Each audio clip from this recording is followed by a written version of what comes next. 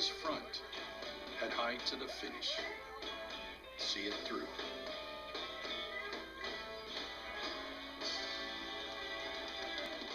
Imported from Detroit, a clever slogan presented proudly by Chrysler to tell its current and potential customers that their cars are manufactured in the United States.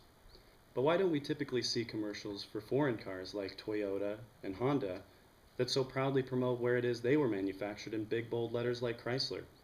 And if they did, what sort of impact might this have on their sales in the United States? Practically all the products that we as consumers buy are required to have the name of the country it came from printed on it. This is no surprise fact, as all of us have been shopping at one time or another and noticed the name of a country printed on various items.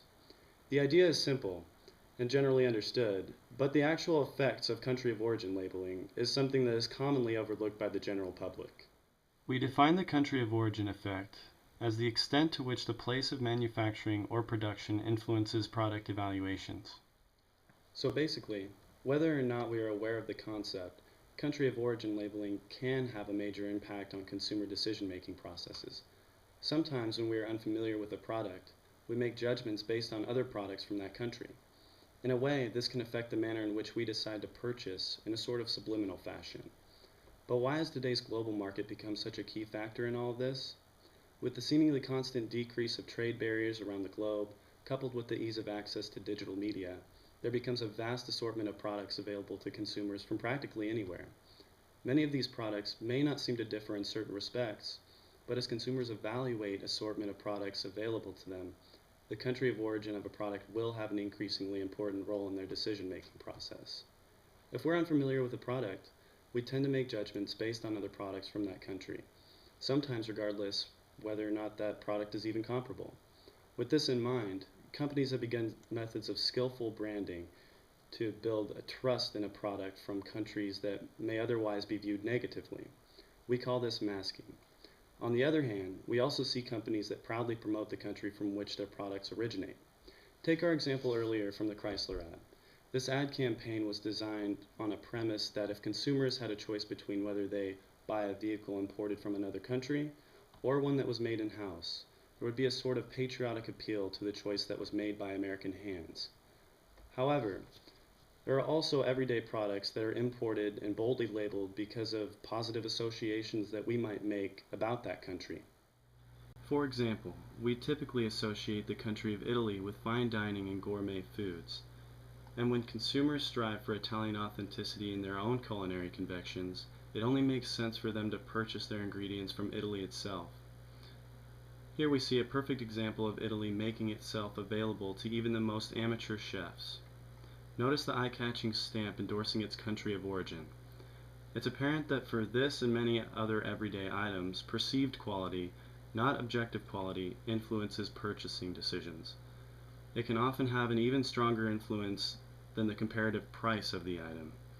Sometimes, national image acts as a stimulant when consumers evaluate unfamiliar products.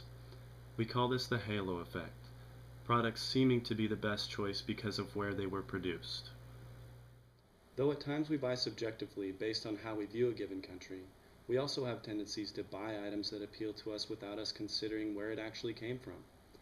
Not to suggest that these countries that we associate with a negative light shouldn't be included in the global market, but it is in the best interest of the consumer to be aware of the reality that companies do in fact attempt to mask their country of origin. Sriracha is a popular hot sauce sold at multiple grocery outlets across the United States. Sure, many who frequently purchase sriracha simply enjoy the taste of it compared to other brands of hot sauce.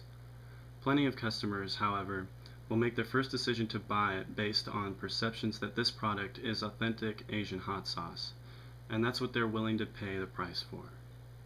But it's only when one takes the time to look closely at sriracha's label that the origin of its production is far from any Asian country, and is in fact made and bottled in California. Now let's consider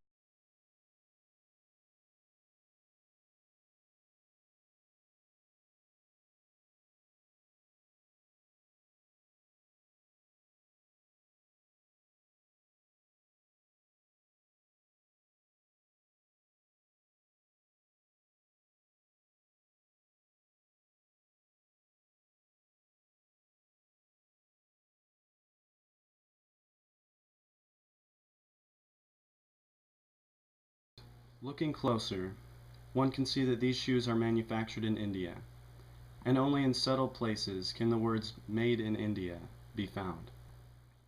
So why would products like Bostonian shoes be seemingly masking their country of origin? In this particular case, the company is masking as an attempt to uphold the brand loyalty that it's developed with its customers. We'll see plenty of examples on a day-to-day basis that will seem to mask their country of origin for various reasons. It's really how the company feels it will best market its product, which is the same to say for those companies that promote their country of origin. It's all relative to the subject matter and how a company desires its product to be seen in the eyes of their target market.